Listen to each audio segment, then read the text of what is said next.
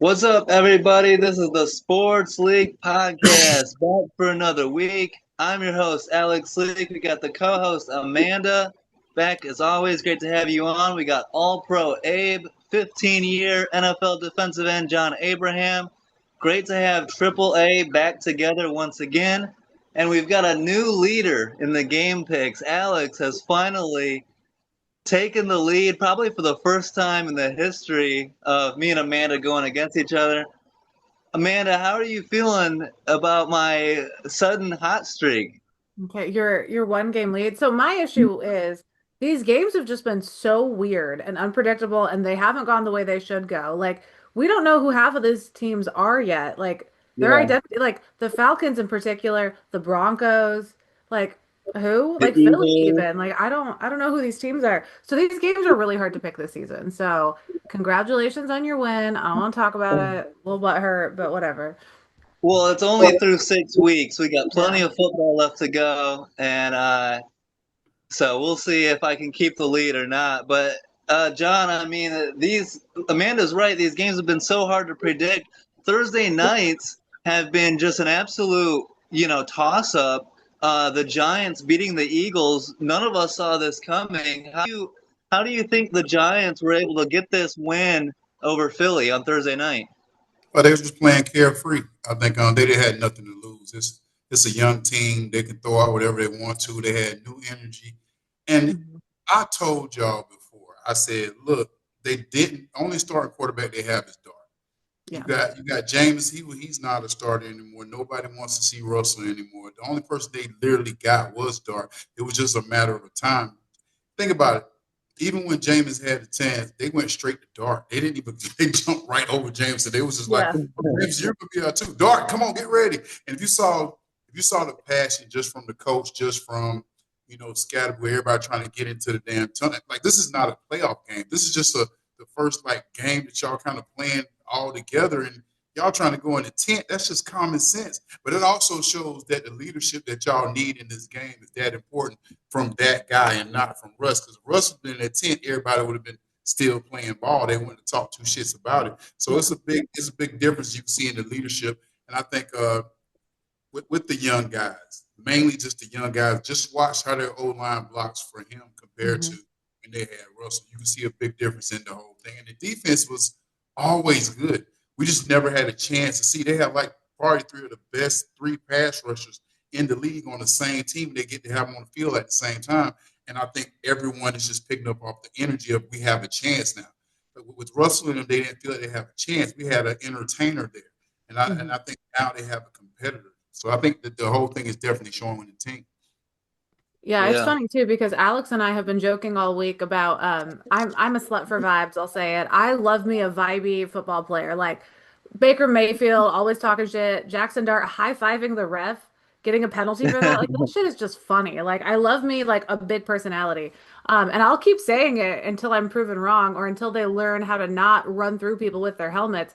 These two are going to have the best 3-year careers we've seen. Like they're going to be so Mhm. fun until, they're Well, injured and out for the season. But something about this game, I with what Abe said, like you can see the team rallying around him. They're playing off vibes. They've got nothing to lose at this point. They're having fun. The coach going into the tent to get the quarterback out is the like mhm. Russ threw one pass, got booed, and the coach is like, "Hey, is he good? Can we have him back, please?" Like that just shows how much faith this organization and how much this organization likes him. I thought Dable Yeah. was about to stick his tongue in his mouth with all these kisses post game and stuff. Like Dable is madly in love with Jackson Dart's play. And that is something we need to keep an eye on. Is Dart needs to protect himself better. Absolutely. That shoulder injury was scary. I mean, the last thing they want is to see him get hurt. Um, Abe, what do you think is wrong with the Eagles? Where would you put the blame here on their struggles? Is it Jalen Hurts? Is it the offensive coordinator? Do they need to get Saquon Barkley going? What do you think it is? I don't think anything is wrong with the team. I think it's just the hangover from the Super Bowl. I think a lot of teams go through this. That's why we don't see people Mhm. repeat so much. You have to Yeah. understand everybody else is seeing you as a champion, just like Atlanta playing Buffalo. Everybody see him as the MVP, whether the team is doing good or not. You think you're playing the MVP of the league. So every team is coming out like this is the ex-Super Bowl champion, so they're bringing their A game. Beating them Yeah. can change somebody's whole season around. But the Eagles, I think they'll be okay. Like you said, this is an early season. I think there's too much turmoil worrying about AJ getting the ball, worrying about Saquon not getting enough touches.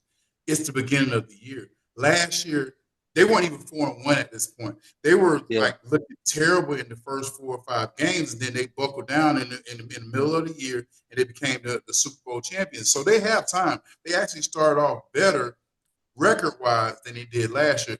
Once they get completely reassured that AJ is going to get his touches, Smith is going to do his thing, and then when we crank up Saquon, which we don't need to crank him up yet, once they crank him up, which after seeing Bijan Robinson ball out on Monday night, this might crank him back up. This might get him like, okay, I need to start showing my ass a little more. I got this young guy coming in here doing his thing. Now it's time for the old bull to get his thing in and do his stuff too. So, I don't think nothing's wrong with this team right now. Besides, I guess Darius Smith retiring, that surprised the shit out of me. I would have waited to get the rest of them checks for the year, but you never know what people are going through in their minds sometimes. Well, and for me, his retirement is interesting because when he leaves the team, he runs his mouth so much, he burns the bridge to go. Like, so many teams have a bad taste in their mouth because the Packers fans loved him. Management might have handled his departure a little sketchy, but Green Bay is known to do that with the older players. But he didn't have nice things to say with either of his previous 2 teams when he left. So I don't know if anyone would have wanted to scoop him up anyway. I don't know if his agent was, pursuing other options, but him retiring, like, that sucks. Like, I feel like he still had so much left in the tank. But my issue is with the Eagles, the reason they were so successful last year, someone who carried most of the team on their back was Saquon Barkley. He is averaging 54 per game so far this season.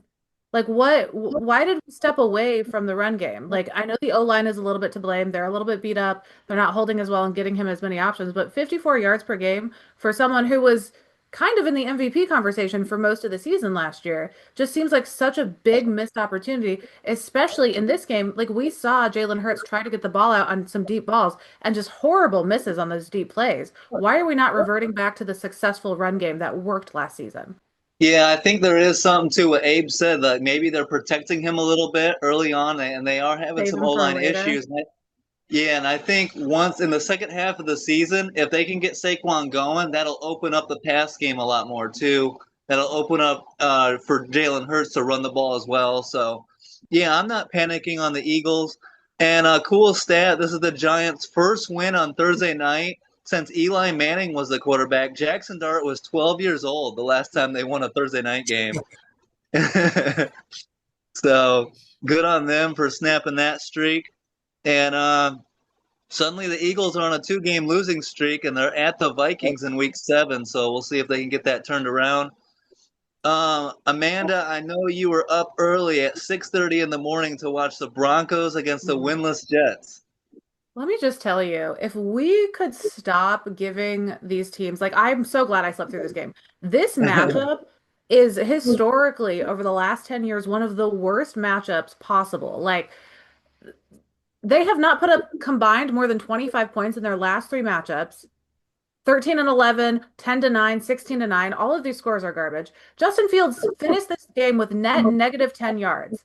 Like, our dogs had more yards in this game than him. He is the first quarterback in NFL history to have no interceptions and no wins through 6 weeks in NFL history.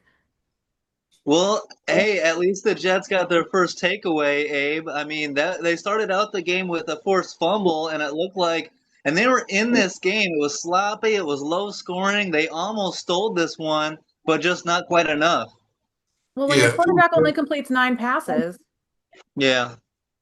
Yeah, but, I can't really – some of the things that – I like the guy as a quarterback, but – getting sacked 9 times, they didn't have a lot to do with the line. Like, I can say it was the line, but some of the passes he could have got away.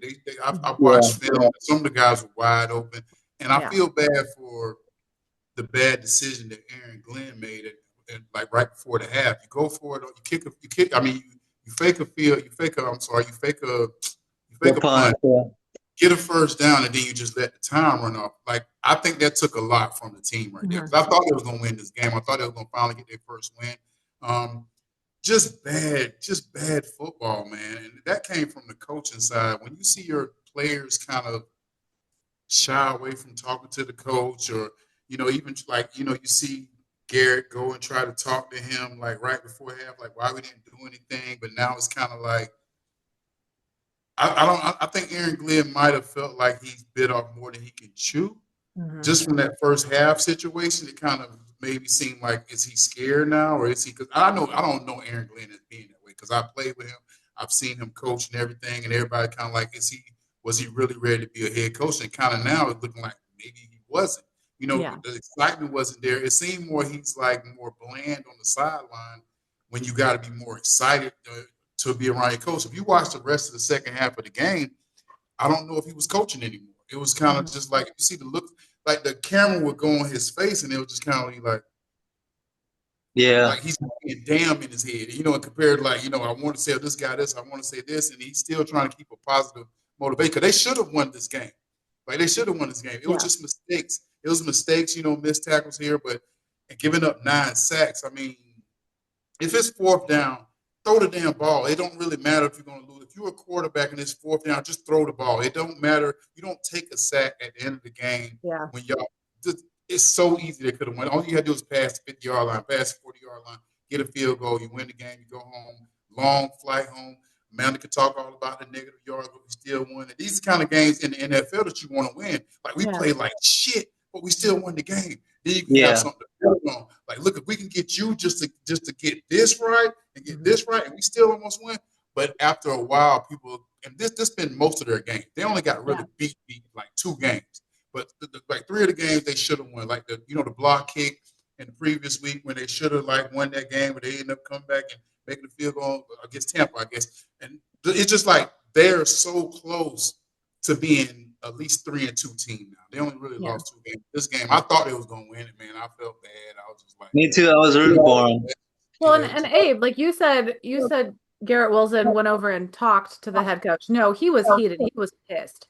I feel like when one of your star players comes over and rips you a new one before the halftime, like, I don't know how much power you're going to hold in that locker room to I just feel like he kind of lost the team during this game, and they had the lead on that safety. Like, a safety is a gift from the heavens during a football game. Like, nothing is more disheartening watching a game than like giving up a safety. Like, that's just fucking embarrassing. So they immediately took like the emotional high ground there, because like Denver's embarrassed. Denver also has PTSD about safeties. Seattle Super Bowl a little bit.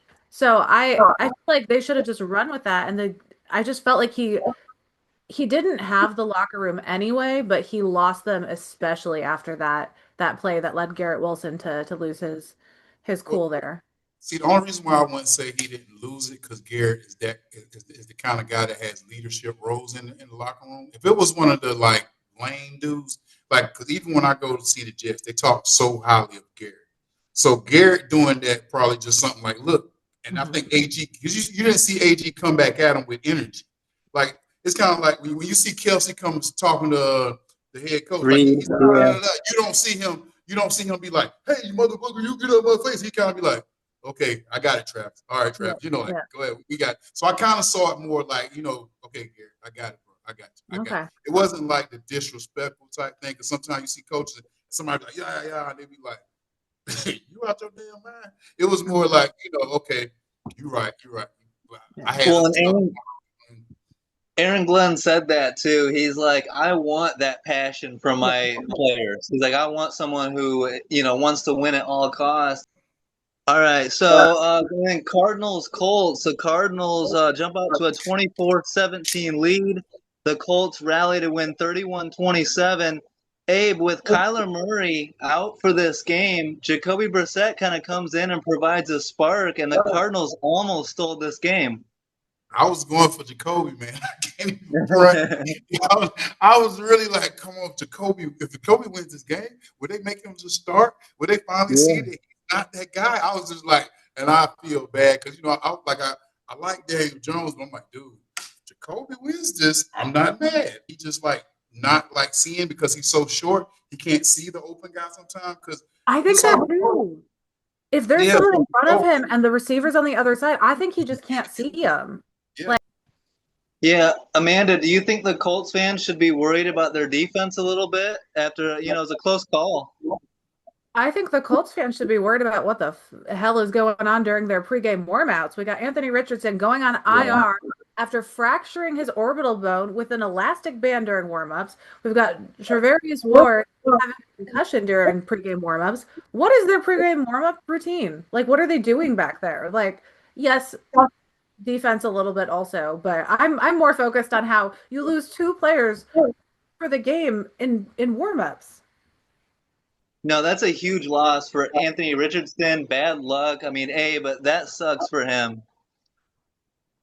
Just bad luck for Richardson because I like the guy so much. And now we've got Brett Ripien coming in that they had to sign to fill their backup quarterback role. And that's quite the downgrade. Yeah. So we'll see, how the Colts look in their next week. They go at the Chargers. So that's going to be a good test for Indy to see if they can keep it rolling. Abe, the Chargers at the Dolphins. Chargers jump out to a 26-13 lead.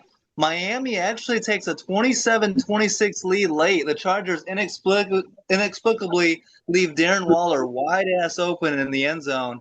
So the Dolphins take the lead, but clutch Justin Herbert. He shakes off a sack, finds Ladd McConkey, and they're able to get down into field goal range for the win. A great job by the Chargers to figure it out, I have an issue with that conversation. Like, Patrick Mahomes is helped by the refs to win one game, and suddenly he takes over Baker Mayfield, who has been playing without his star running back, star receiver. Like, that's absolute. Yeah, no. But this game is interesting to me because if you look at the running backs put up all the offense in this one. Like, the quarterbacks had okay games, but Kamani Vidal, 138 yards, a touchdown, 124 yards if that was rushing. Devon Achane, who we adore, 150 yards, 2 touchdowns. Like, the running backs really put a lot into this game. But I'm with Abe here. Like, while my perception of Miami is pretty not good, like, they're playing better. And I have never seen a season in my memory that the term any given Sunday could apply more than this year. Because literally it's a coin flip going into half these games. I don't know what's going on. And then we have quarterbacks almost pulling off a game that they should have gotten their butts kicked in, calling out teammates for missing player-only meetings and running their like. That's so embarrassing. Like, I do not see the Dolphins coming into next week as prepared as they were for this matchup after their quarterback threw the team under the bus in interviews. Yeah, Abe, what did you think of that? It was pretty crazy to see Tua call out his teammates after a 3-interception game. He apologized for his comments today, but that's definitely a not needed distraction, Like, I don't care. Like, it's different if they were 5-1 and he was calling them out. But right now, you can kind of like tell them in the locker room, like, look, everybody know we trash. I'm gonna tell everybody, look, people ain't coming to the meeting. So now y'all know like what's going on. And I will apologize just to make it sound good, but I don't care. I want to call these people out. It's kind of like if your kid keeps running away from home. After a while, Amanda, you're gonna have to tell people like, something's wrong with my kid. Like, I don't want to this is personal business, but if y'all see my kid out 3 in the damn morning, it ain't me.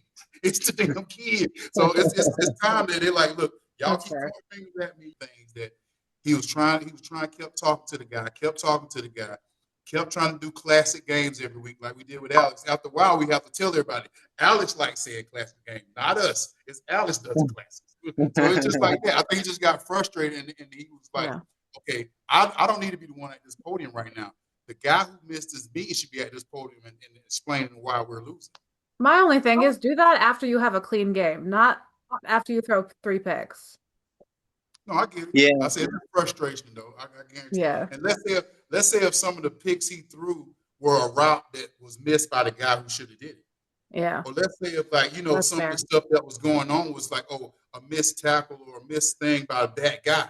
So in your mind, as much as you want to be like, okay, I'm not going to talk about it, but then like, shit, that one interception, he would have went this way, I would have had interception. So some of that stuff can be triggering. I love their next matchup. It's an opportunity to see which coach gets fired first. I mean, we've got Miami and the Browns. We've got questionable off-field drama stuff happening for both teams. So I'm just on a coach firing watch for this matchup. Yeah, I agree. And I think it's going to be Mike McDaniel. I think the Browns find a way to win. And I think this Tua situation is indicative of Mike McDaniel not having the locker room. It's not cohesive. They're not together. And I think it starts with the head coach. And, I just don't think he's got a good grasp of that team right now. So that's going to be an interesting game for sure. Um, Let's talk Patriots at Saints. The Patriots jump out to a 14-6 lead. The Saints rally to take a 16-14 lead, but the Patriots win 25-19. The Saints are more competitive than we want to think, Amanda, but the Patriots find a way to win, and Drake played good football lately. Yeah, I'm not a Spencer Rattler fan, but he had a good game. I mean, 247 yards, no turnovers, no touchdowns, but when Kamara is running his little legs off, it works out usually. But I just it's weird to me that the Saints stayed in this because they just didn't like watching the game, it didn't seem like they were playing that well, and they just kept squeaking back into it. It was strange. Yeah. I mean, that's the NFL these days, Abe. It's every game just comes down to the wire, and it's closer than it should be. Especially because they just beat the Bills. If you're going to beat the Bills, I expect you to wreck the Saints the next week. Like, Right. this should have been a 40-13 if they had played like they did against the Bills. Yeah, like I said, like you said, any given Sunday. So, and like you said, Spencer played well enough to win. Actually, he had 247 yards, no touchdowns, but no turnovers. So that's a big thing for me. Yeah. But you know, it is what it is. Like we can't, like as much as we want to be like so football right, and you know, Yeah. it's the chaos for Alex that he loves. But for us, me and I Amanda, hate just it. like F this TV. I don't want to watch. I don't want to talk about this game right now. You Well, know. like I want to say that like, oh, I wish the Packers had the Patriots schedule, but like their wins, like they beat up on the Panthers, and I'd be like, oh yeah, because the Panthers suck. But then the Panthers shut out Atlanta, who just beat the Bills. So I have no idea. Bills got Yeah. some questions they need answered, but like they beat the Dolphins, who are kind of competitive. Like their schedule's so weird, and they beat the Patriots, and the Patriots beat the Bills. Like the Raiders, like none of these teams make any sense to me, and I am suffering in my picks, guys. But For picks, it's like this is the common sense thing, and I think mhm. we push towards the common sense era now. Like this is the common sense. Okay, they beat this person, they beat them. Okay, so they're better than them. Just common sense makes sense to us. Game come on. What the hell am I watching?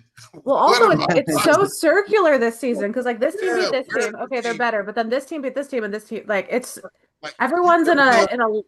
a triangle like relationship. I don't know. I was But just gonna say for our listeners, you guys absolutely have to look up the San Francisco AI videos. They've got the team coming out onto the field for next week, like on like scooters and wheelchairs and electric. Like it's so funny. I say there's no way the Titans win next week because you got Mike Vrabel going up against his former team, and I think the Patriots are going to take it to them. Titans just fired their coach, so they got interim Mike McCoy, and Drake May's hitting his stride. And don't look now, but the Patriots are leading that division, the AFC East. The chance to get to 5-2. The Bills have owned that division for a while, but maybe not this year. But this year, the Titans Um, will probably beat the Patriots because that's how this year has yeah, gone. This game made sense. The Browns get their ass kicked by the Steelers 23-9 in Pittsburgh. Aaron Rodgers looking good. The Steelers seem to be hitting on their strides. They get to 4-1. Amanda, I mean Aaron Rodgers and Mike Tomlin had that thing going out in Pittsburgh. Yeah, I mean this game ended how it should. The Steelers played really well. Aaron Rodgers is doing well. No one has anything negative to say about him. I know the press really likes to rip Aaron Rodgers apart during the off seasons, but no one he's ever played with has run their mouth about him afterwards. Like all his old Yep. teammates he bumps into on the field have positive things to say. My two conversations about this game, I think the results are what we expected.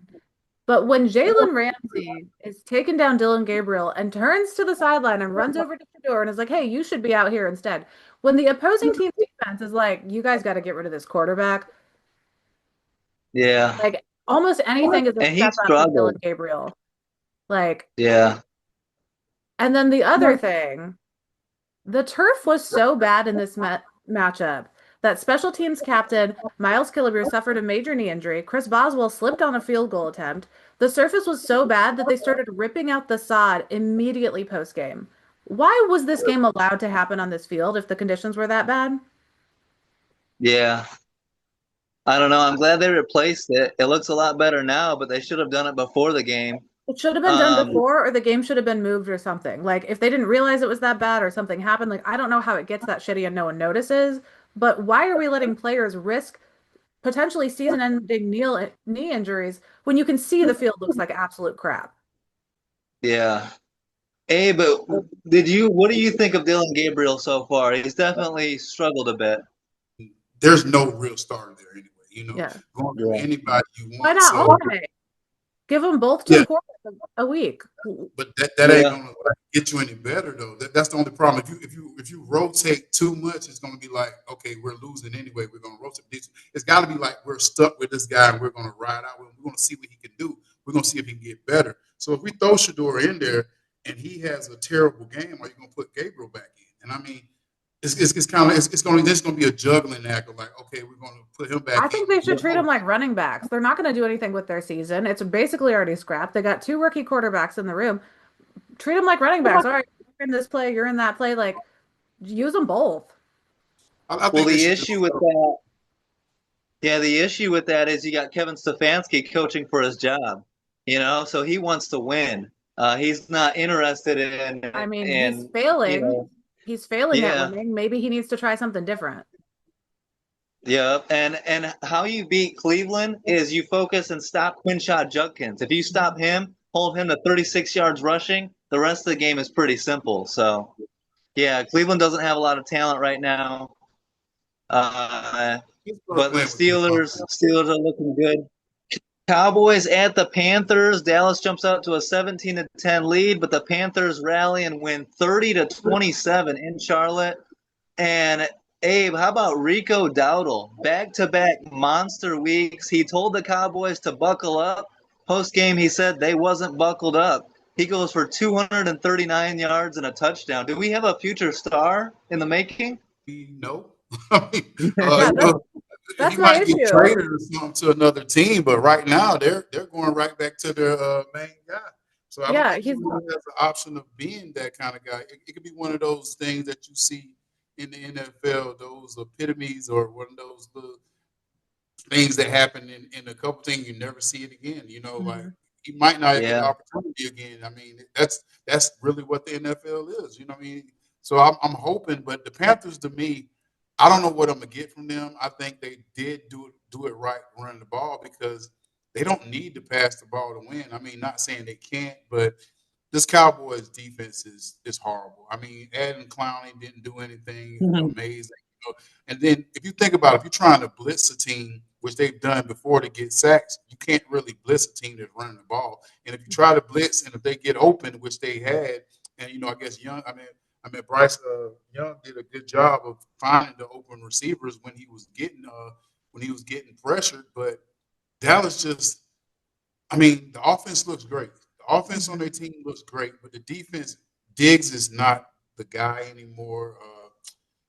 It's unfortunate because we can't get because I know everybody was going for Dallas pretty much. Like, you know, I watched Carolina play the Falcons and they beat the brakes off them, but I was a coordinator, but they have no true leader on their defense. There's nobody named that we can call. You know, we go way back in the day. You can call when Lee was playing middle linebacker. You go when they had Dak Wynn playing linebacker. You always had one name. Like you look at their defense now, there's not one name that we can call and say that's a dog. Like not anyone on the defense. Like you just hear all these different names, but nobody standing up being that monument that they need to say this is what we're going to be. They used to, but they traded him to Green Bay, Amanda. It's my boy. I wish Dallas had warned us that he gets completely assaulted on every play. Micah Yeah. Parsons is held more than any player in the league. Someone went back and checked. He is held on almost every play. Like they'll be throwing him to the ground and they're like, oh yeah, we don't throw flags on that guy. Like it's crazy. But back to what Abe was saying about Rico Dowdle. So he has put up more yards from the line of scrimmage, 473 the past two games, the most by any Panther in team history in a two-game stretch. More yards than Saquon has all season Yeah. over two games. And like Chuba Hubbard's back, and they're like, hey, yeah, you're going to be running back too. Like, it's great to have a 1-2 punch, but it almost feels a little disrespectful that they're like, no, you take the back seat again. Like, that sucks for him. Like, and I know a little bit was a bit of like a spite revenge game against his old team, but like, he didn't give me vibes that he was that pissed about like Dallas. Like, he didn't seem that upset that he had been moved around. But this game was crazy because Dallas's defense, like, Dak Prescott has had so many amazing games this season, like 40 points against Green Bay, 361 yards with three touchdowns in this one. Like since since week three, this defense has given up 90 points. There's nothing your offense can do if you're giving up an average of 30 points a game. Like, and George Pickens is having an amazing season. Since week one, 495 yards, 28 receptions. Like, what else is this offense supposed to do?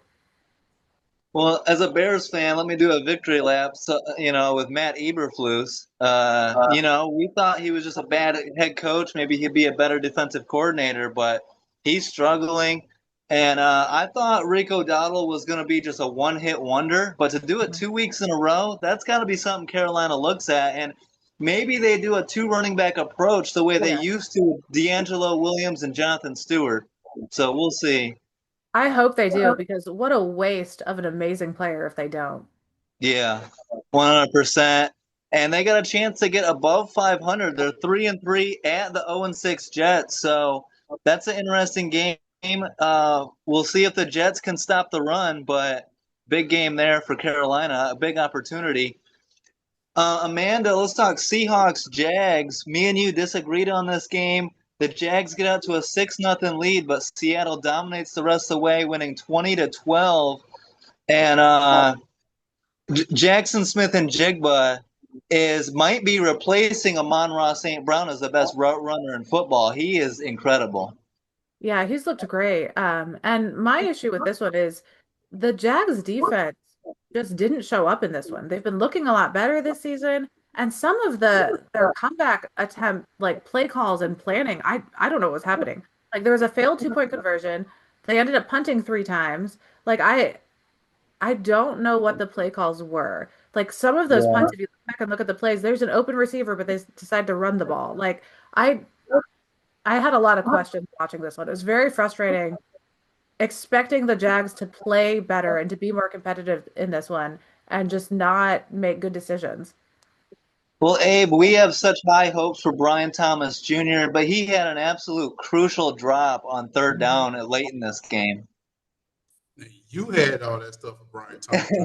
He's been dropping balls all damn year. And I'm talking about he had one over the middle that he literally could have caught, but I saw him do like this and looked to see if he was going to get hit. Nobody was around, and he still dropped it. So, but let's be real, though. This is Jacksonville that we thought was going to be. Seattle's supposed to be Jacksonville. This is one of the picks that hopefully Amanda got right. But this is one of the games that we expect. Jacksonville played great, beat Kansas City like whenever they did the game. But we were so excited about that. Oh, they have arrived. They are the best team in the league now. Now we're seeing Jacksonville. This is what you expect. 2 touchdowns. No turnovers, though, from Lawrence. So I will say he's playing better. But this is what you expect. This is how the NFL is supposed to be. Like, this is the team that's supposed to be. Seattle's supposed to beat the Jags. That's what happened. They played the way they're supposed to play. For the record, yes, I picked Seattle. Yes. So this is the common sense game. We looked at paper, but she didn't think about like, oh, they beat Kansas City. No, this is Jacksonville. Let me think about this. They're going to try to trick me. So she did the right thing. And this is what it's supposed to. This is what the NFL that me and her envision. Your NFL is what they're playing. We envision this kind of NFL, the easy wins. We know who's supposed to be who. Okay, this is supposed to be this record, but it's just like they're just juggling so much stuff. But this is good football. Sam Darnold's playing. I'm glad that he's still playing well. Yeah, same. Well, and the credit to Seattle's defense because one of the keys to Jacksonville's success has been Travis Etienne having a great year. 12 carries for 27 yards in this game. They were way too one-dimensional, and it cost them late. I don't know what they were doing late, Amanda, with the 3 straight punts, failed 2-point conversion. It was just sloppy. And this was one of those ones that, like, yeah, Seattle should win, but the NFL is so drunk this year. Like, I was expecting the Jacks to show up and have a comeback at the end, and then they weren't doing anything. Like, their play calls at the end were so bad. Like, we have open receivers running it. We should be running it when they throw into triple coverage. Like, it was rough. I can't believe there weren't more, like, this wasn't a 6-turnover game. Yeah. Well, and to that point, I'm going to keep riding with the Jags. You guys can doubt Jacksonville, but in London on Sunday morning, the Rams and the Jags give me Jacksonville to bounce back. So we'll see if they can do it. Jacksonville is better than Baltimore? Huh? You think Jacksonville's better than Baltimore? Well, yeah. Baltimore right now is trash. I mean, you're talking about them beating the Rams, but we had the 3-2 Rams completely beat up the 1-4 Ravens this week. I mean, it was, and the Ravens had a lead to start the game. Like, they were up 3-0, and then it just looked so bad after that. That was the high point. It's interesting, Abe. Cooper Rush played 3 quarters in this game, and he just hasn't looked good in Baltimore. They put in Tyler Huntley. The offense seemed to run a lot better with Tyler Huntley. Maybe they should start him going forward. And when I was trying to say, like, having that one person that everybody thrives off of, this offense shouldn't fall that far off. You have a great running back. You should have had a consistent defense by now. You see receivers fumbling the ball. You see them make it like the plays that they're doing now is just like, are y'all not being coached? Are y'all too comfortable right now? Like, what's going on? Because it's like y'all do not want to see anything in the future right now. It's like it's not just one player because it started off with the running back, then it went to the quarterback, then it went to the receivers. Now it's like, what is going on in your locker room that people are just making bonehead plays? Like, I'm so glad they have a bye week because I don't want to see this team on my TV until they sort their shit out. Like, it looks terrible. It's crazy to me how bad they are without Lamar Jackson because it almost makes me feel like Lamar should be in the MVP conversation. Because if your team sucks this bad when you're out, like, maybe he is the MVP. Well, and when he's healthy, he's the MVP conversation every year, so he is super valuable. He's their offense. Yeah, but like I would put him above Baker in some categories because they're so bad when he doesn't play that, like, maybe he deserves it this year, even though he's missing time. But their issues are all across the board, and we'll see if they do any moves at the trade deadline. Maybe a contender could get DeAndre Hopkins away from them, or maybe Derrick Henry might be available somewhere. We'll see. The Rams do lose Puka Nacua to an ankle injury. He might miss week 7, so we'll see how the Rams do without him. He's a big key to their offense. Titans, Raiders jump out to a 17-0 lead, win 20-10. Titans fire their head coach Brian Callahan. Amanda, the Raiders get a win. I mean, this game was ugly. It was so ugly. I knew this was going to be ugly before it happened. I had no desire to pick this game, to watch this game, anything. I feel like someone needs to rescue Ashton Genty from the Raiders. Like, just someone save him. Yeah. I mean, they won, but there's nothing positive to talk about in this game. Like, Geno Smith, 74 yards, but he's still leading the league with 10 interceptions. So, like, threw another one in this game. Abe, I never agreed with the decision to fire Mike Vrabel, and since the Titans fired him, they have 4 wins. That's it. Vrabel has 4 wins this year in New England. I don't understand why get rid of a head coach that's had that as much success. He took them to the AFC Championship game. The Titans, there's a reason they're down so bad right now. They overthink the process. Oh, we got this far with him. Oh, what if we get we get this guy? It's going to be way better. But this game right here was, I'm not saying pointless, but it's 2 bad teams, and like whichever team would have won, it's like whoever came out better that day. Like, if the Titans would have played better, they would have won. It's like, it's hard watching terrible football. Like, if that Yeah. was a terrible game, because this would have been a Monday night or a Thursday night game, we all would have probably wouldn't have watched it. But it was, it just seeing that, like, neither one of these teams seem like they have like consistent leaders. I don't know exactly how their locker room is, but if you're going against the Titans as the Raiders, yeah, you're going to look like superstars out there. Like, they was having fun, but like, you playing a rookie and y'all just sacking the shit out of him because Yeah. he's a rookie. I mean, he don't know what he's doing. He looked lost out there. Like, even if you watch the quarterback, he has to remember he's not in Miami anymore. He likes to hold the ball and thinking like, oh, people can't touch me. Like, it's like he got the red shirt on, like everybody had a white shirt.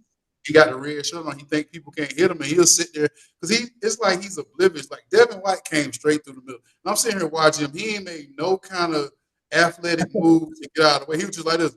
Oh, you. He was like he wanted to say, hey, you can't touch me. Oh, the ball. It's like, dude, like that. The sense in the pocket that I gotta move, I gotta do this. Think about it, 3 turnovers, man, 2 fumbles.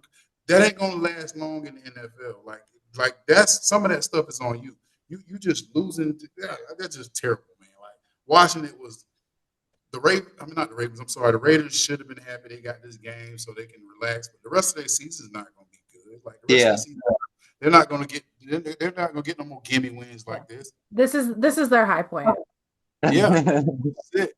Who do we think the Titans should hire as their next head coach? I'll give you 3 options: Mike McCarthy, John Gruden, or Bowling Green head coach and Titans legend Eddie George. John Gruden would be cool. I'll take Bill Belichick. I was like, oh, there you go. I mean, bump it. Like, college didn't work. That's just trash. So yeah, go back to the NFL, man. I agree with that. Amanda, let's talk about your Packers, who jump out to a 10-0 lead and win 27-18, and they get their revenge on Joe Flacco. Okay, first of all, Joe Flacco didn't do anything in the Cleveland game, but I would be wearing a paper bag if we lost to him twice in a month. Like, that's embarrassing. Packers won. Packers should have won. We had a good game. Our kicker was injured with a quad injury. We brought in Haversick, who was on LinkedIn applying for substitute teaching jobs in Cleveland, just hopped on, drove over for the game. We signed him Saturday and then cut him Sunday night after he went 5 for 5. Mind you, this is not fully ready to play. He's so why would you cut him? Yeah. Like, it's crazy to me that they cut him after 36 hours after he made all his kicks. Like, you made this man drive, spend one night in a hotel, help you win a game, and then you're just like, nah, our kicker might be healthy by next Sunday. Like, that's so douchey. I'm so mad about it. Like, that's freaking embarrassing. Don't do free agency with Green Bay. They'll kick you out immediately after you win the game. You help win the game. Like, Abe, I swear, Josh Jacobs is the key to the Packers. They're not even using him enough. They should be running him like crazy. He was the key last year. He was number 3 in the league last year. This is what we should have been doing all season. Yes, he's so good. Why y'all acting like he ain't played the Bengals? Like, I don't know. Y'all just talking, the Green Bay is just, like, let's be real. He played the Bengals. Their defense been trash for the last 3, 4, 5. I didn't say anything good about them. Oh, okay. I was like, he's just talking, Judge Jacobs, he's just doing it. I'm like, bro, they played the Bengals. Like, you're acting like they were just like, this is, they played Detroit, or I wish they beat, I know they could beat Detroit, but I'm saying that, dude, they played the Bengals. This is what you expected from this game. That's what I said. I said Green Bay won. They should have won a game since week 2, though. So this is a big monumental win. They played the Bengals. You say that like we've lost like 3 weeks in a row, and we didn't have a fucking bye week and a tie in there. They haven't won a game since week 2. Shut the hell up, Alex. I'm glad Josh Jacobs is getting going. Matthew Golden had his kind of breakout game, but there isn't much of a story here other than like the better team won. Like we should have won this game. The results were what they should have been. However, I am very concerned. Lucas Van Ness got a beautiful sack. I gave him a nickname, the Luke Ness Monster, and then he immediately leaves the game and gets carted off with a foot injury. So Yeah. another one bites the dust. Yeah. It's just crazy all the injuries this year. Like it's Yeah. happening to everybody. It's so bad. But hey, at least you got the win and the Packers are back in first place. So Yeah. something to build on, And you know. this is a game where we finally, because over the past three matchups of theirs, they're either all offense or all defense, and it's been flip-flopping. This one they played both. They did a good job of limiting Jamar Chase, held to 10 catches for 94 yards. He was left a little bit too open a few times, but overall they had a good game. And Chase Brown had I mean, I don't know what their plan is at running back, but I have yet to be impressed by any of Cincinnati's games on the ground. Ever since they got rid of Joe Mixon, they haven't really had a running game. And I don't understand that, but Yeah. um let's talk 49ers Bucks. And the Bucks jump out to a 20-13 lead, win 30-19. Abe, Baker Mayfield is just solidifying his MVP case week to week to week. He keeps having MVP type performances, and the play where it's 3rd and 15, and he shrugs off a sack and like three tackles and reaches the ball out for the first down. Then 2 plays later, a dime ball to Tez Mhm. Johnson. Baker is absolutely balling this year, and it's great to see. And then three Yeah. hours later, Patrick Mahomes shakes off one tackle, and Chris Collinsworth goes, "No, I've never seen. There's no other quarterback that can do that." Well, we know Collinsworth loves Oh Mahomes, God, but yeah. let's be It real. was just so Baker's funny. He's like, "No other MVP. quarterback does this." I'm like, Baker did it 3 hours ago, but no, Baker had a fantastic game here. 256 yards, no turnovers. There were a couple that should have been turnovers, but we'll the defensive players didn't catch them, even though they got hit in the hand. So we won't count those. To do. It's strictly just him. It's his Mhm. mentality, like you said, to break it. They could have easily been if they didn't have Baker, and this is what separates him from being the MVP. They could have easily been 1-5 Yeah. because Yes. the games that he's broken tackles, that he was in sacks, he got up, thought he was hurt, shook it off, and done things like that. He keeps himself in the game to keep his team in the game, and he's done that without his best receiver. And now you lost another receiver that we don't know how long he's going to be out. The running backs aren't playing great every time. They're playing good enough, but they're not playing great. But he's the one giving them that extra down, that third down. Like you said, he broke a tackle. That's the stuff that, they don't really have in the stat book about, like, this is the energy Yeah. that he brings to the team. This is the reason why this play gets driven long. And even like him, like just being the guy that everybody wants to see on the field now, and exactly from where he came from, like, and how he's playing now.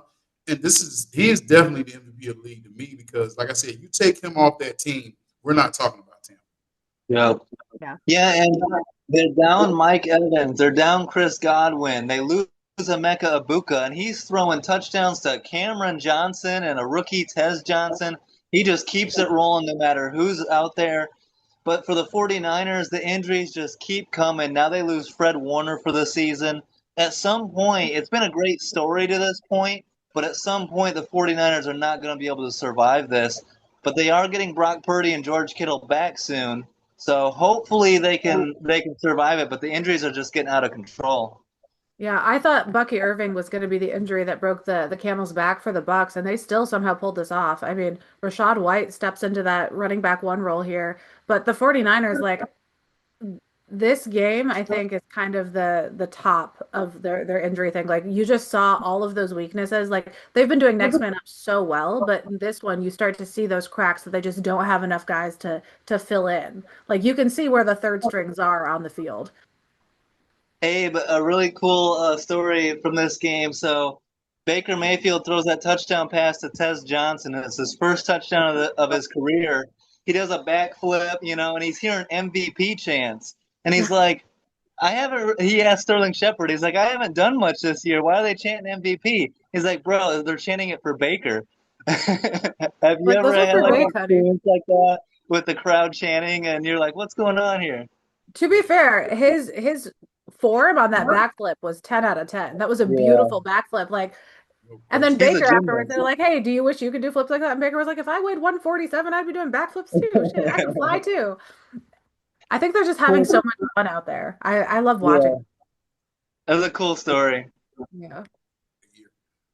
They should have been chanting Defensive Player of the Year for some of those seasons you had, but um, let's I mean, go to since we're talking MVP, let's just start talking about these Chiefs. I cannot believe Patrick Mahomes jumped Baker Mayfield in MVP chances after that game. Like that is such bull. Like I'm so mad about that.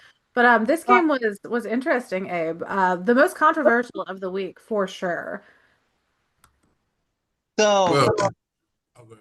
Go ahead, bro. Yeah, I got some hot takes here, and I want to hear what you guys have to say.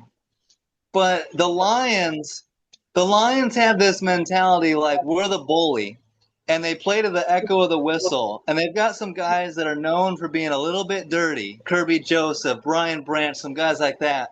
The second they play a team that can match them physicality wise, the Lions immediately start crying like babies. They're like, "Oh, they were trying to bully me." And they can't even be sports. They're not even can't even be sportsmanship about it. They won't. You won't even shake hands post game, and they're crying about penalties. I get it. We know that it's very well documented that the Chiefs get the benefit of the doubt, especially at home with the refs. It happens every single game. But I'm just tired of the Lions crying every time they lose. I thought the Chiefs outplayed them straight up. Take the officiating out of the game. I know the Chiefs had 0 penalties, but the Lions only had like 4, I believe. What did you think, Abe? Do you agree with me, or do you think the Lions had legitimate beef?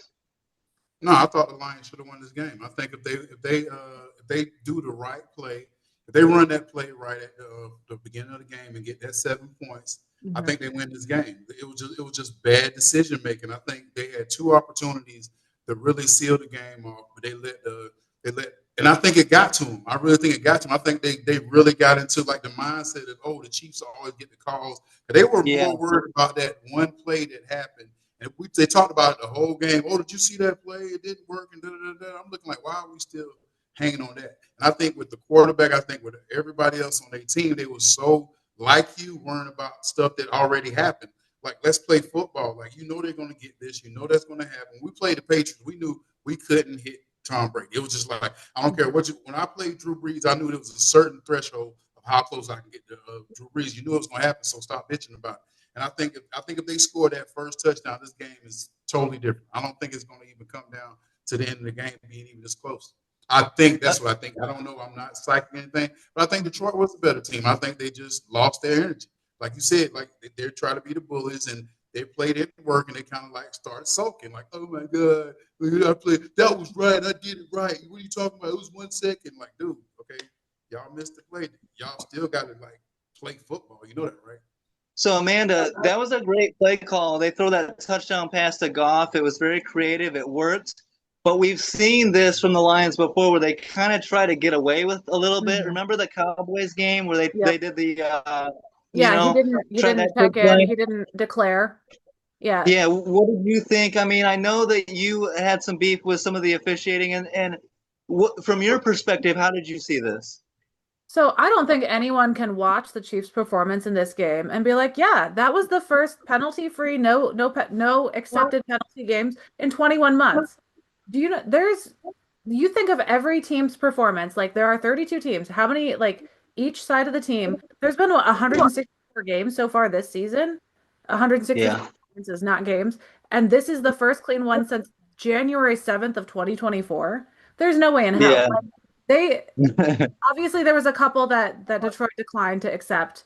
So I know there were some penalties called, but the block in the back on Brian Branch that Juju did, that should have been a penalty for 32 out of 32 teams. I would not have wanted to shake Patrick Mahomes' hand after he was taunting me directly in front of a ref, and that was not called. I didn't see a lot of other taunting in this game.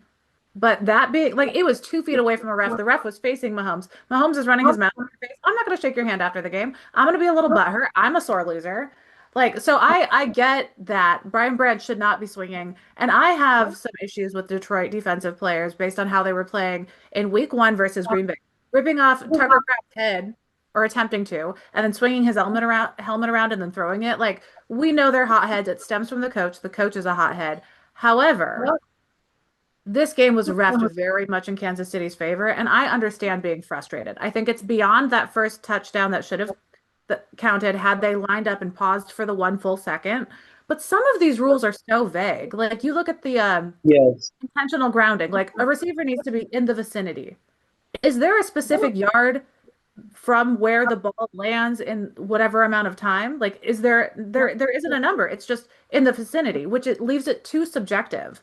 Like 1 second, is it a one count? Like, do you have to count to one and then you can move? Like, is it like a California rolling stop where like, oh, I was at the stop sign? Like, some of these rules are a little too vague. Yes, they need to fix what they're doing where they try to sneak stuff past and they don't make the best play calls or they don't engineer the play properly to follow the rules. Like it sucks that Yeah. got called back, but there were so many other times. Them Kansas City lining up offsides multiple times in the game, the block in the back, taunting. I would have been very frustrated and heated at the end of the game too. Yeah, I agree with you on it. It's very subjective and the consistency isn't there on a week-to-week basis, on a game-to-game basis. They pick and choose when to call stuff. I was pissed off at some calls in the Bears Commanders game that we're going to get to here in a second. It's so inconsistent. But Abe, do you think Brian Branch gets suspended for a game? It's a big game against Tampa Bay in week 7. Do you think the suspension is justified? Because if we go back to when you played even when Richard Sherman ran, we've seen punches thrown at the end of games and just be a fine. What do you think? Let's go find the guy that I'm mad at because it's after Yeah. the game. It don't count. You still on the NFL field. There are more cameras now than there've ever been in the football. Whether it's kids watching the game, whether it's me holding their phone, taping stuff. So no, you can't have it. Like, and you have to put your foot down really strong. And if you're the first or the last one, it happened in the past too. But the past is like so different than now. Like, people don't pay attention to that because usually, after the game over, we turn our TV off. But now they have, podcasts or in this big casting table ready to talk to you after a game, whether you win, lose, or draw. And you seen what could have happened. You could have had your number one player in the league get hurt because Patrick Mahomes was trying to get into that fight. If somebody wanted to be devious, if somebody wanted to be just, egregious, they could have went and hit him in the back. They could have did any kind of thing like that. So he started a melee. That could have hurt people in a different way. So it's different if it would have just been a hand thing to the face, you may be just fine. You started a melee that could have really hurt somebody. So he definitely should have got suspended. Yeah, I think the penalty, if he had done that during the game instead of right at the end, he would have been ejected and still suspended, I think. Yeah. I think that's fair. I mean, they're focused on player safety. I think he should have kept it classy, but like we know how heated and how hot-headed this Detroit team is. Like it literally starts at the top. Dan Campbell gets spicy. And I think they need to work on that a bit. I would have been pissed off too. I don't take losses well. I don't take injustice well. So I kind of feel for him, but like, don't go throwing hands and breaking some guy's face on the field at the end of the game. Like, that's so dumb. Like saying Detroit, they're very spicy and they're very on the edge, but he's not dirty. Like one thing you say about Campbell, you can say he's tough, they're rough, but you won't ever call him being dirty. Walking up to a player, then he just trying to speak to you and you give him a jab in the face. That's dirty. That's just a dirty hit. That was gross. He even said, I'm not proud of that. Like that's inexcusable. Like some stuff, like I can be a tough parent, but some stuff I'm gonna tell my kids that's inexcusable. You can do this, I want you to play. My daughter plays basketball. She plays flag football. I tell her to talk trash, but don't cross that line. Like you gotta respect the people. Like after y'all lose, don't come crying to me. Go shake these people's hand and get over the game. Like that's just assault. Yes. Like there could be like legal, like that's just straight up assault. That's not football related. That's not a rough play. That's not like taking it a little too far. That is a straight up felony. Yeah, and credit to Dan Campbell. I love the way. Can you hear me now? Your sound is very weird. Delayed. Can you hear me now? Good. Can you hear me now? Yes. Okay.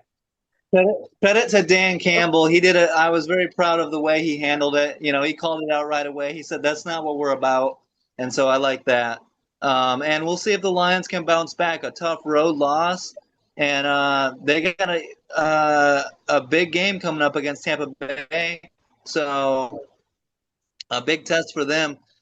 Abe, you were in Atlanta. You were at the game for the Bills at the Falcons, and you got to witness a great game. Bijan Robinson and Drake London both just went off. I'm sure you had to enjoy that win. I did, but I didn't because I didn't get the best Josh Allen. I just didn't feel like they played great. It seemed like he wasn't himself.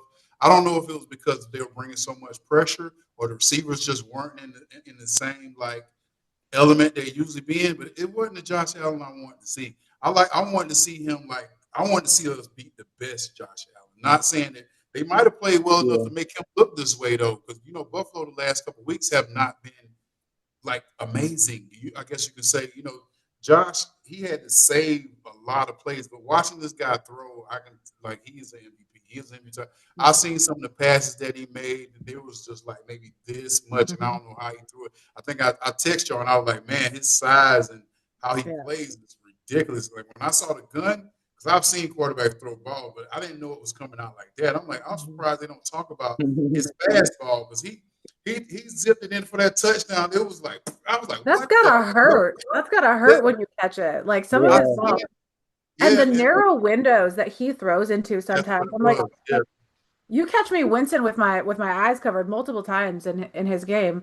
But his O-line was just not holding up. I know they've had some issues with injuries and stuff, but they haven't been performing for a few weeks now. And I just feel like it kind of got to him. His decision making was off in this one. I think he was just looking for stuff that wasn't there. Receivers weren't getting open, but the Falcons defense played a fantastic game. This defensive front in this one, amazing. And I'm not saying that anything negative about them when I say the O-line and the receivers weren't getting open. Atlanta played a hell of a defensive game here. Yeah, if it was any other quarterback, they would have had about 9 sacks. It was but I can't say for us watching the game, finally getting to see Bijan go downhill, but they was playing the second worst defensive running team. So this is what they're supposed to do. I was talking to my co-host. I was like, look, they better run the ball. If they don't run the ball on them, they'll be dumb. And then, I guess it was just finally, Algiers came and just ran over. I don't even know what number 9 name is. That's how much I don't know about Buffalo. Taylor Rapp. He just ran over number 9. And I was like, oh, we're going to run the ball. So I had to go check, how terrible is their run defense? Because I was like, what? They're the second worst in the league? 31st. And then Bijan getting that big, long 81 238 yards for Bijan. Me watching Bijan since he was a rookie, it's every run seems like it's supposed to be. But this is a run that he didn't have to juke on. I said, if he can finally get a hold and he don't have to worry about juking 10 guys. So the offensive line played their ass off. Yeah. They played up to par for who they played. They played a team that this is what I'm talking about football supposed to be. When we look at numbers and we see a terrible defense and we see a considerably good running team, this is what we're supposed to see. This is what's supposed to happen. They supposed to put that's the kind of yard that they supposed to put on this team, and that's what they did. And they did a great job of the defense played so well, just keeping him moving around and doing. Like I said, any other quarterback, this would have been a really high. Oh my God. Some of their count, they counted them as sacks, but some of them were so funny. They literally ran into Josh Allen, and then he just stood there and was like, yeah, the play is dead. It happened 3 times. One time there was 3 guys who just ran into him like they ran into a brick wall. They were like, he's down. It is so hard to sack Josh Allen, but I love what the Falcons coaching staff and play calling did in this one, because so many times we see a team with a glaring weakness and the other team doesn't adjust their play call to take advantage of that weakness. Atlanta did such a beautiful job designing this game to match up to that weakness, and they pulled off a fantastic win. It was a great game for them. It was awesome game. Good job for Atlanta pulling this one off. The Bills need to work out some kinks though, because I'm a little disappointed. Amanda, the Bills are still very talented. They're still, they can still win the division. They can still go on a deep playoff run. But in order to go to that next step and get to a Super Bowl, Keon Coleman hasn't developed the way I hoped. Mm-hmm. I think the Bills need to trade for a number 1 receiver. Josh Allen needs someone. I know that Dalton Kincaid missed this game, and he's the go-to number one option, but they need to bring in, and you know who I think would be a great fit? Trade for DeAndre Hopkins or get somebody in there that can help this team out.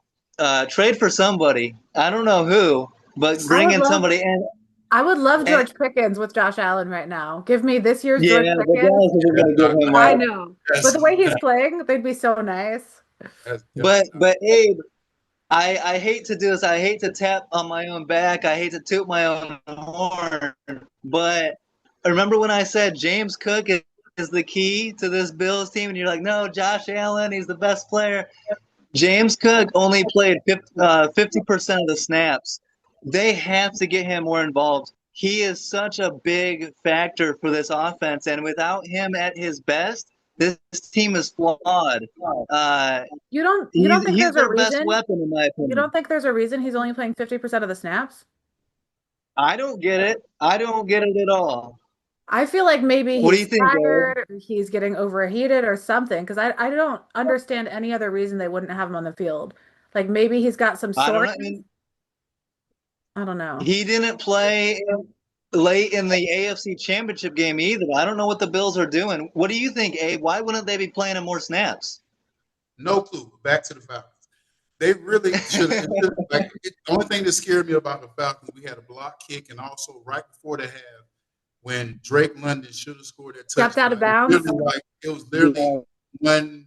And okay, being a Falcons fan, y'all. Well, you understand Green Bay. Well, Chicago definitely understands. Green Bay might not understand as much, but Chicago understands.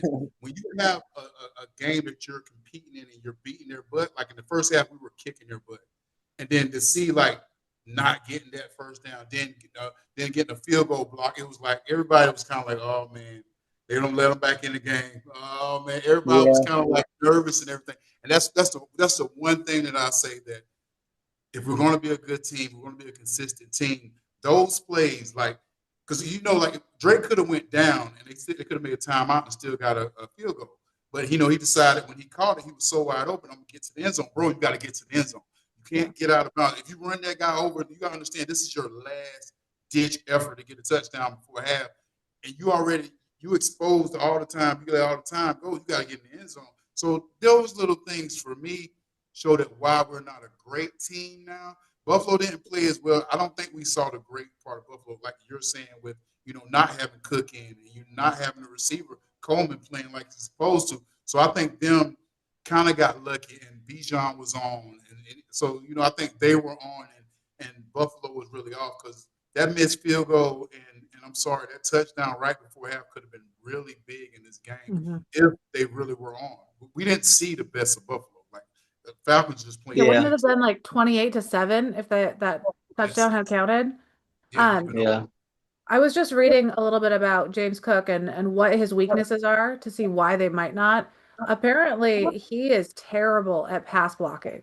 So unless the ball is going to him, he does not throw a block. So I understand why, like if the play, but that makes it too obvious. Like we're like, oh, we're not going to use our running back. Let's bench him. Like everyone knows what the play call is going to be. You don't have that many weapons. Like so, he's so good. Give it to him every play. I don't give a shit. Keep him on the field. James Cook is the MVP. That's what Green Bay did with Josh Jacobs this week. Like, oh, just give it to Jacobs every play. Exactly.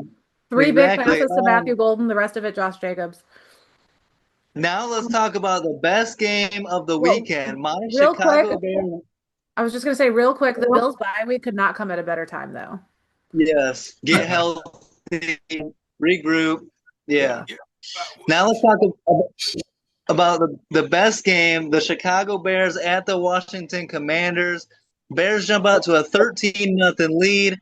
The Commanders rally. They go up 24-16, but the Bears come through in the clutch to win 25-24 in rainy Washington, D.C. Jake Moody comes through in the clutch, of all people, Jake Moody. And the Bears tried to give this game away. A lot of mistakes, a lot of penalties, but Jaden Daniels with a couple uncharacteristic turnovers kept Chicago in the game. Abe, what did you think of this game? For me, as a Bears fan, I love that we found a way to win despite not playing our best football. We got revenge on the Hail Mary loss last year. and Caleb Williams is improving on a week-to-week basis, and I'm optimistic about what this team is doing. Be realistic. I didn't even watch this game. My game was going on this game, so I'm Alex gonna was let at y'all a handle different it. game. I was, Alex, I was it was literally at the he was 5 game. busy. Like, I Hey, after the game, I had hey, I didn't even check this game out. I ain't even gonna lie to you. I saw a couple of the highlights. I saw one of the reporters was holding up the phone like this, like, man, come on, man. We always lose. We need this. We need them. Yeah. So I said, okay, I guess they won. So yeah, I guess Chicago won. He yeah. was a big they Chicago fan. squeaked out a Yeah. win. That real close. Yeah, he was Hey, so we'll hyped. take it. Like, we never Yeah. did this, man. We never. He was like, yeah. So I didn't watch So it in the house. You gotta tell me about the game. I will say this was one of the ones that I was very on the fence. Like coin flip could go either way. I've had 5 or 6 games the last 2 weeks where it was within a point or two, and I was like, ugh, Yeah. it could go either way. I love the rain games. Give me the weather, give me the mud, give me the slipping around, having to run the ball more because the ball is too hard to catch when it's wet. I really, really hope we don't lose our open air stadiums because I mean, Well, do we this. are. It's so fun. But not all of them. Like we We are. gotta keep a Both of couple. these I need weather. Both of these teams are moved into domes. I fucking hate it. Like, what are we doing? I tweeted this after the game. I was like, I love the rain effect in this game. I don't understand playing indoor football. This isn't arena league. That game was beautiful, Amanda. In the weather, in the elements, a little sloppy, a Hey, little. Abe, would he be saying this game was beautiful if they lost 25-24 instead of winning? Yes, You already know he yes, was he would like, be. hey, we need to change everybody. Get rid of him. Get rid of him. Stupid. I hate being Fire a Bears fan. everybody. Also, the NFC North, again, 2 years ago, best division in the league. This year, it's weird. I don't like it. Too competitive. Yeah, Amanda, you got to be worried. We're only a half a game back. We're coming for that division lead. It's so funny to me how people are like, yeah, the Packers have the best record, but all Packers fans are like, nah, a tie is worse than a loss. I would rather have a loss. Like, we don't need to be top of the division because of a fucking tie. Kill me now, please.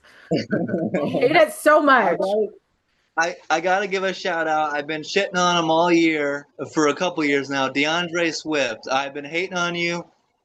A big ass game. You really came through. 175 yards and a touchdown. Love to see it. Abe was trying to hate on Caleb Williams, painted fingernails out there doing his thing. But No. Abe's we not got the win. hating. It doesn't matter. I don't give a damn what he do. He weird. Yeah. But As I long as you was hating perform on on the him way field, Abe before. doesn't care. I'm hating him way before the fingernails. Like that's like the most considerate thing he does. All that, like how he dressed. I don't like the way he dressed. I don't like that he a I don't like USC his quarterback. face. I've never seen a great USC quarterback. They always talk about how great they are. You got Mark Sanchez trying to kill somebody. I don't want to talk about USC quarterbacks. You can tell me I ain't got nothing. Can we catch a commercial? Can we? I just feel like he should be a more complete quarterback. I think people just take it too lightly now that they're in the NFL. Like you see everybody want to dance and do all this extra stuff. And if you look at the quarterbacks from back in my time, you never had that. I mean, you might have had yeah, I Cam, know. maybe a lot like that, but you had like Peyton Manning, you had Drew Brees, you had Matt Ryan, you had like you had Marino, you had Brett Favre, you had these guys back in the day that were real quarterbacks. They didn't. Well, Brett Yeah. Favre did his thing off the field, but that's a different story. I'm talking about when it came to like when you watched him on TV, you thought he was effing Superman. You thought he was. Yeah. You knew he was prepared. Like these guys now, you see these quarterbacks now, big chains on. You know, they got to have their nails done or they got to have this on. They got to have their earrings on or the grill in. I'm like, dude, you're an effing quarterback. You're supposed to be like the stature of the team, but it got so much extra stuff going on now. And none of you guys that got all this stuff going on has won a damn ring. Like, show me one guy that got all these things on and everything that won a ring. None. Like, go follow the playbook of the guys that are winning. Like, you can be an L7, win a ring, then you start wild. Like, wait till you win a ring, then you start acting an ass. You start acting a donkey. You start making your own trends. You can't be a trendsetter when you're following everyone else. That's just common sense. The way I just had to go look up all the NFL starting quarterbacks out of USC. Oh, Yeah. Matt Leinart. Matt Leinert's his wife is so funny on Instagram. But like the way, have you seen the clip where his kids like, "Hey Alexa, who is Matt Leinart?" And Alexa straight Yeah. roasts one of his kids. That's just so funny. Like his social media presence makes up for his NFL failings. We got Carson Palmer. Come on, Give me one. Give me John one. David Booty. Give me Fantastic. one. Yep. Best Give NFL me name. one USC. Give me one. Give me one quarterback that was elite. Just give me one. I'm Oh, talking about Will in NFL. Shields. I got NFL. one. I got one. Cody Kessler. No, I thought I'm you were just, gonna I'm whip just, out Matt Castle, yeah, Matt Castle. Mike Holmgren. Um, so good win. I'll take it. We get above 500, and we'll see if we can get to 4-2. Let's talk about Thursday night football coming up. The 4-1 Steelers at the 2-4 Bengals. Thursday night football has been so unpredictable lately, but this is the Icy Hot Bowl. This is the Grandpa Bowl. 40-year-old quarterbacks dueling it out. Aaron Rodgers against Joe Flacco. We haven't seen this since Tom Brady, Drew Brees. Are you expecting this game to be a great matchup, or do we think the Steelers are going to run with this one? I hope the What do you Steelers think? run away with this one. They should absolutely win it. Yeah. Aaron Rodgers has been great, and I trust their defense so much more than the Bengals Yeah. offense. I'm just looking for a lot. You agree? I'm looking for a lot of sacks. You got two of the two guys that Least led mobile. the league.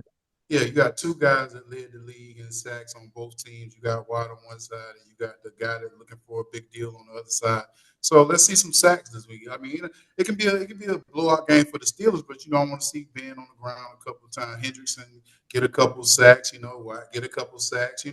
That's what I'm looking for because you can't have a DB get more sacks than you and then come out the next week be like, no, I got to get crunk this week. He can't have more. So hopefully he can go. That's what I'm looking for. I'm looking at you see Steelers Bengals. All I see is sacks. You got two 40-year-old dudes. We got to do something to get their ass on the ground. Like I know Aaron gonna do the play action because he can and he does it regardless of whether they're running the ball or not. But no, let's just bring some heat to them. Let's get these old men moving. Get some bones around a little bit. Hell, why not? Like have fun. Go after their ass. Hell. I think this is going to be a fun game. I think it's going to be competitive. I'm looking for some deep down the field throws. Rodgers and DK Metcalf, their chemistry is getting going. I like Flacco and Jamar Chase. Flacco gives them a little bit of a deep passing game. So I think it's going to be fun. But yeah, we're all going Steelers here, I believe. And Can I just point out when Alex and I call certain teams and certain players old, we get in trouble. But Abel is over here and he can call them old 45 times in the same sentence and it's fine. All right. I'm 47 though. I can do that. I'm 47, so I can say it. Y'all ain't reached that age. Y'all like double young. standard, Dave. Y'all young. I'm 47, so I can call anybody older or younger than me, whatever age I want. You're babies. I can't call them babies because they're men. So I can't. But I can't call them old because they are older for the NFL. Tell that to my body. My back hurts. My knee hurts. I'm feeling old. See, I'm the opposite. Like I don't feel as old as I am. Like my that's my age. I'm like I don't know. Well, good shit as always. Triple A never disappoints. Another great week of football. And we'll be back at it again next week. We hope you guys enjoyed this episode. Follow along to see me kick Amanda's ass another week in picks. And have a great week, guys. Peace out.